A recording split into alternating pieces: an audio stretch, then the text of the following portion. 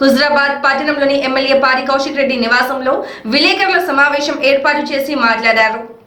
SRSP నీటి సరఫరాపై, రైతు రుణమాఫీపై, దళిత బంధు రెండో విడత పంపిణీపై, రాష్ట్ర ప్రభుత్వంపై విమర్శలు. హుజరాబాద్ నియోజకవర్గంలో సకాలంలో నీటి సరఫరా కాకుంటే ఎస్ఆర్ఎస్పీ షట్టర్ పైకెత్తి నీటి సరఫరా చేస్తామని అధికారులను ప్రభుత్వాన్ని హెచ్చరించారు.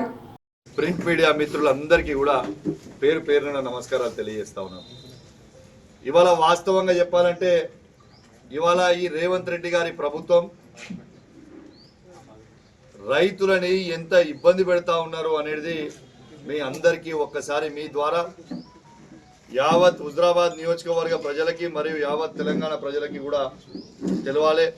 మరియు రైతులకి కేసీఆర్ గారు ఎంత అండగా ఉండే ఇప్పుడు వీళ్ళు ఏం చేస్తున్నారని ఇలా నేను ఒక్కటే అడుగుతున్నాను రేవంత్ రెడ్డి గారు, మీరు పదే పదే చెప్తా ఉన్నారు రైతులకి మేము ప్రతి గ్రామంలో 100% రుణమాఫీ చేసినామని మీరు చెప్తా ఉన్నారు.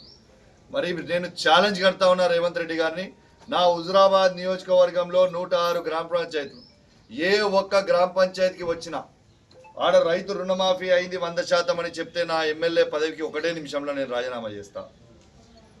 ఇవాళ అసెంబ్లీ సాక్షిగా మా మాజీ మంత్రివర్యుడు కేటీఆర్ గారు ముఖ్యమంత్రి గారికి ఓపెన్గా సవాల్ విసిరిండ్రు, నీకు దమ్ముంటే ఈ తెలంగాణ రాష్ట్రంలో ఏ ఊరికి పోదామంటే ఆ ఊరికి పోదాం, నీ సొంత కొడంగల్కి పోదామా, కొండారెడ్డిపల్లికి పోదామా, సిరిసిల్లాకి పోదామా, హుజరాబాద్కి పోదామా, పోదాం, నీ ఇష్టం, ఛాయిస్ నీది.